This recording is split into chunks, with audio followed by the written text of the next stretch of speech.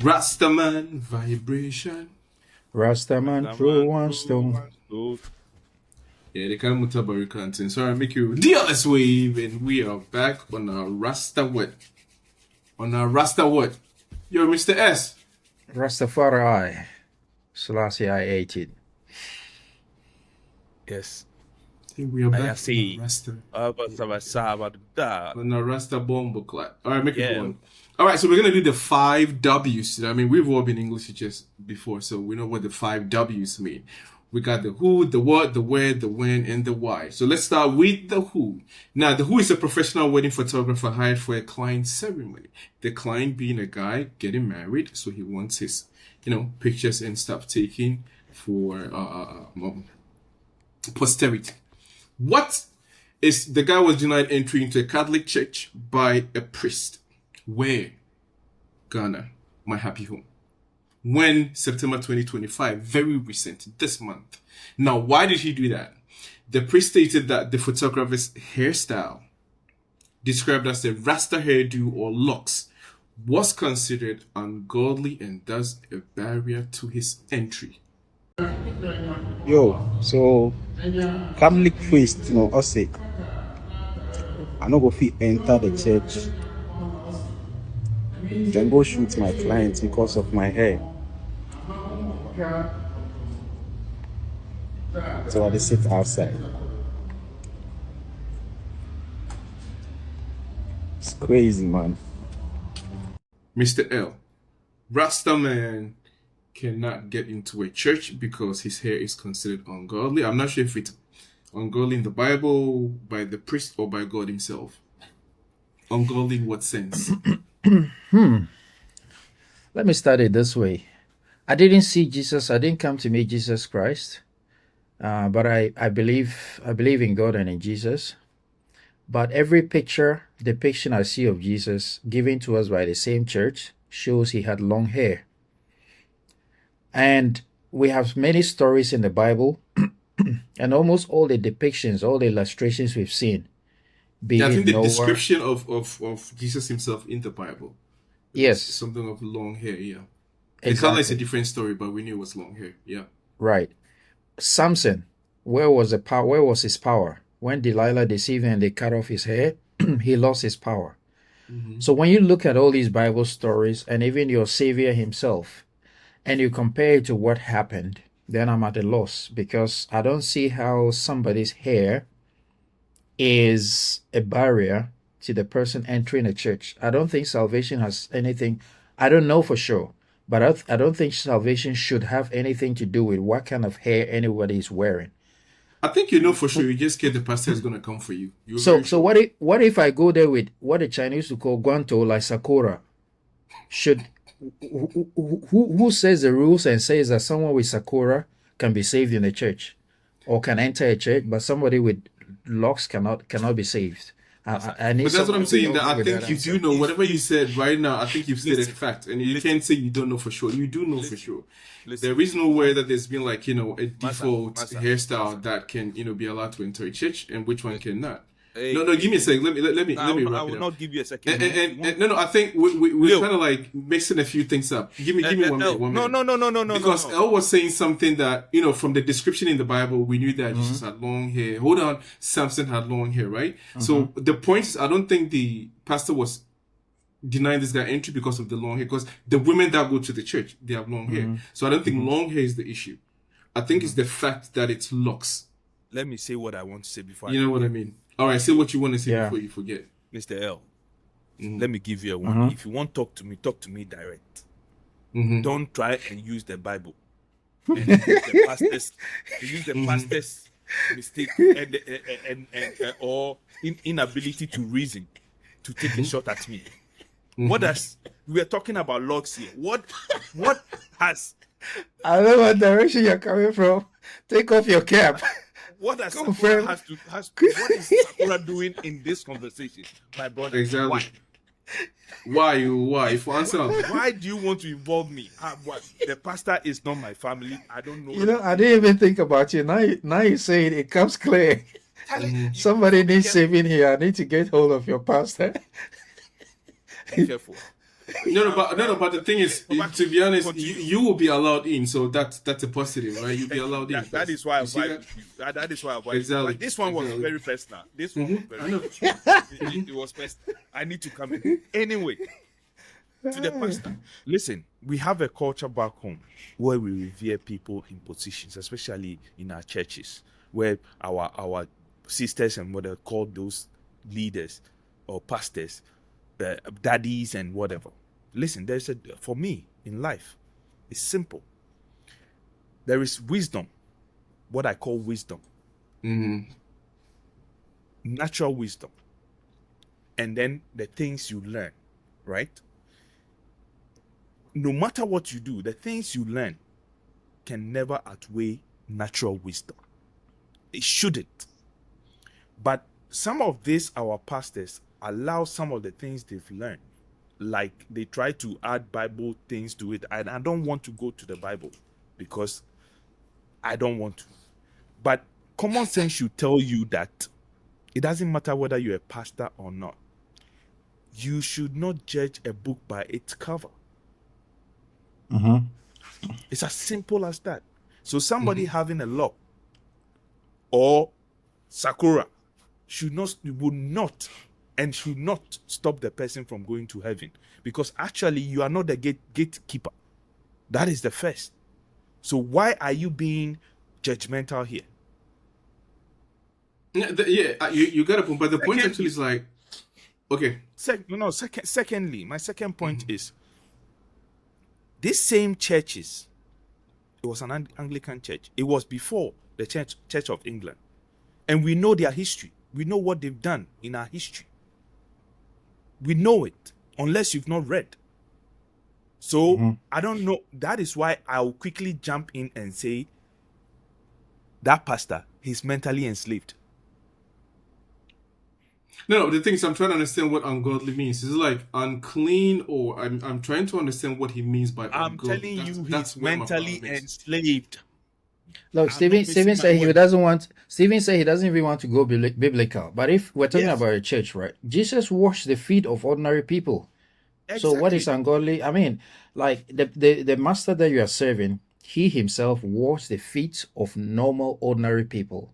Then you stand in a church today, 2025, and say someone with some kind of hairdo cannot enter the church. I mean, listen, you said it earlier. When Jesus came, I was not there. Right? We are all following something that would have been told to us, and we have it in our own figment, right? Imagination. So, but people that he preached to, he rolled with, right? Do we actually know how they look like? So, common sense, actually, for the lack of words, common sense should tell you that you don't judge people. And he's not even coming to church. He was coming to take videos. Yeah. So that's my whole point. He's not even, but even if he was coming to church, the point is, as a Christian, right? We all know you being judged, or you judged by your acts, right? And or by your deeds. Christians, let my not people by come your to looks. Me. I don't even know the quotation. Somebody should help me. But let my people come to me. What do you mean by my people coming to me? Are we being selective? Yeah. Sometimes these truths must be told. You read the Bible, you preach to people to change. Let my people come. Let's say even that guy is not a Christian. I think it's more let my people go. Okay. and okay, so maybe I'm I'm not sure what kind of locks he's talking about. Let my children come to me. Was it just made it up, but it's okay. Okay. Was it just normal dreadlocks, or it was those fake hair thing? Yeah, I'll put up the picture. We'll put up the picture. You're gonna because see if it's normal dreadlocks, right? As a black person, somebody of the black race, when you leave your hair, natural hair, literally. Yes, when you leave your hair, you don't comb it for a long time. You're gonna get dreadlocks. That's how it is. But I get what you're saying. You understand? Some of us cannot relate, but I get it. You cannot relate by like a really wide margin, like really wide. But the point we're trying to make is, regardless of being African, being black, being white, yellow, green, it doesn't really. Your hair's got nothing to do with like religion. Because at the end of the day, if I understand, if maybe you're a woman and there's like, I don't know, then I wouldn't says you to put on a scarf, right? No, you No, don't need to put on a scarf. That's one. Okay, just put on the scarf and come about in. I understand 50% people say of our that. women that goes to church, they wear wigs. Yeah, I know, but that's what I'm saying. That let's say our Muslim brothers, women, you got to put on a scarf to cover your hair up. That I can understand, but it's like the texture of your hair or the make or the design or whatever you might call it. It's got nothing to do with the process, right? Where you're gonna go do that. But in this case, you got a point. Like you got a great point by saying the guy was not actually going into worship. Mm-hmm. He's going into shoot or he's going into work. He's there to do his job. But the point, why isn't the pastor at the what you call it at the pulpits anyway? Why is he at the gates looking at people's hair? I tell you, we love authority. listen, don't I'm trying to be a bit calm with it, but we love authority. We like to push our ways and be too stringent with rules. And who brought those rules anyways? No, but that is a good point, to be honest. No, I don't mean to disrespect like priests, and they are great priests, but it's like, who are you? Even you, the priest, right? You would say you are a servant of God or you are a vessel or something. You are in no position to judge who walks into the church and who doesn't. Vessel? Because when that is what I'm saying. If we all want to be harsh and critical of each other, then you standing there's nothing that proves that you are a vessel. Because the vessels I know, they open up, they welcome people, they teach the way you should. So you don't chastise and whatever people just because of their hairstyle. I don't have one. It doesn't make sense. You can try to find like an angle to kind of justify it, but it still doesn't make. There's no angle. It's like if anybody's got something to say, that would make his decision make sense. It's a huge problem in our society. That needs to be tackled. Yeah. And I would like to take it from there. You mentioned the society in our society, in our culture in Ghana. Once you have dreadlocks, they tag you in a certain way by default, right? Yeah. By default, that you smoke weed, you do bad things. Right? You're on the other side, right? Some people do it because they like it. Some people do it because they follow a certain culture, right? Besides this, which is okay. I mean, it's similar to the case of that boy, that Rastafarian family. Exactly. Who was denied school admission into Achimota. Yes. Yes. And later on, the court ruled for him to go to school. He came out the overall best student of Achimota that year. And where is he schooling now? He got, I think, admission in some of the Ivy League universities in the US. That's how smart he was. So this boy was going to be denied based on some flimsy cultural belief that, or not belief, cultural connotation. Exactly. Some sort of connotation that once you have, but that's the family. That's how they live their life. It's a family culture. Every company has got its culture. It's their family culture. We grew up with dreadlocks. It has nothing to do with our brain. It has nothing to do with our relations with society and all that. So I think that maybe the pastor wasn't, I'm not sure, maybe he was not coming from a religious angle with this action, but maybe from a cultural angle, and he was trying to link it to religiosity, saying that it still doesn't make sense. It still doesn't make sense. Nope. I hate it when we judge people with standards, right? Oh, this is decency. What explain the word decency to me? No, but that's a whole other story. We're not talking about decency. He's just saying it's ungodly. So this is what I'm trying to find out, which part of the Bible that says that your hair has to be a kind of way or a certain type of way for you to be able to come into a church. That's my only question on that. He will not be able to quote anywhere. Yeah, makes no sense. You know what I even find the biggest problem when you go to churches in Ghana now. It's like a how do you call it, a fashion runway. It's on Sundays that people go to show their new clothes and their best clothes. I understand that, yes, if you're a Christian, you believe in God, you're going to God's house, you should show some respect, you should be clean, wear nice clothes and all that. But we are overdoing it. It's become even if you wear jeans, people look at you like you are some sort of stranger here. What are you doing here in jeans? That's one of the things I never really understood, right? They think one of the things I never really understand why 35 degrees. Somebody's wearing suit and tie. No, honestly, let me come in with this. I've never understood why it's not okay to wear jeans to church. What is the link there? I've never understood that. So I tell you my experience. You go explain. You go wear tie. Let me say, let's do it. It's got something to say. I had this beats, right? Mhm. Beats. The African beat, yeah, shells. Yeah. African beats. Not even the shells. It was just the normal beats. Oh, okay. But it was from my grandmom's, right? So I did a chain and then this thing. And then I had jeans. It's called bracelet, not this thing. Bracelet or whatever. And then I had my jeans and then my nice shirt, right? And then I opened it like that, you know. And then Flex. I went to check. Yeah, but that is too yo-yo. That is too yo-yo. That is too yo-yo. That is too yo-yo. One of my relation called me. It's like, why have you dressed like this? You're bringing disgrace to the family. Wait. So the jeans was baggy, right? No. And it was like Autofista. You do the Autofista I style. I was wearing a cowboy boots, right? So I had a tighter jeans. You're wearing cowboy boots in Ghana. Yes. Okay. You're also part of the problem. Legal. That should be legal in the first place. That should You're be part legal. of the problem. Why wearing cowboy boots in Ghana? It doesn't make sense. No, I actually up and down. I dressed like a cowboy with and then she was like, but three aunties of mine. Was like, but why? Why, Nee? Why? Like, We know you're a God-fearing person. Why? me serve the church self. I they stand at the door. They say, why we didn't raise you like this, Nee. We didn't raise you like this. Exactly. Why? But why should dress Tears were flowing. hairstyle? Yeah, and the tears were trickling down Yeah. Niyama's face. I had my sakura that day. You know, Sundays you make sure it It shines was better. from the south side.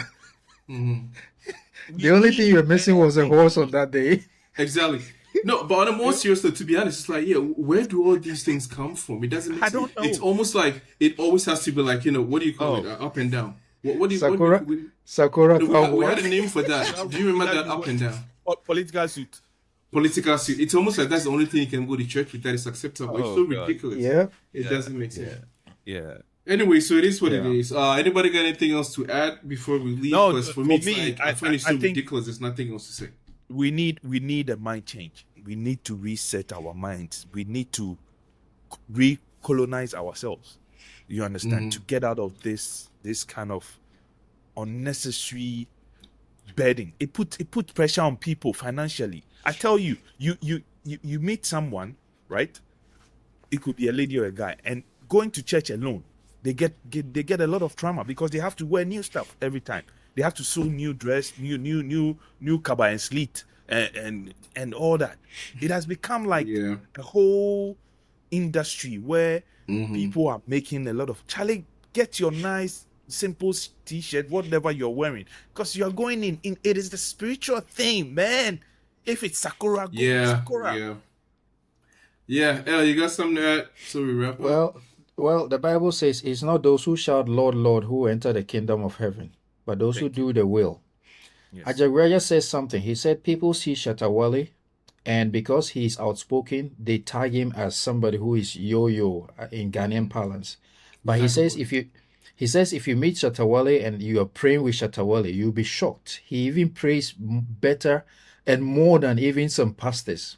So I'm just saying this to say that don't let what you see, let us not let what we see deceive us. Somebody can be in dreadlocks, but he's more probably more religious than even the pastor who is talking. They are better. Yo, but who is more religious than the Rastafarians? I mean, what are we talking about? Yeah, exactly. You know, They what go I mean? deeper. Yeah. So then, for me, I think it's one of those things that we can just, I don't know, relate it to like illiteracy, right? I don't think this guy knows anything about God or church or religion because it makes absolutely no sense. To be honest, it's just that syndrome you mentioned, right? Do you know who I am syndrome? It's like, I'm the priest and I make the laws for the church. Yeah, it's almost like you make the laws for the church. Because, I mean, what is this?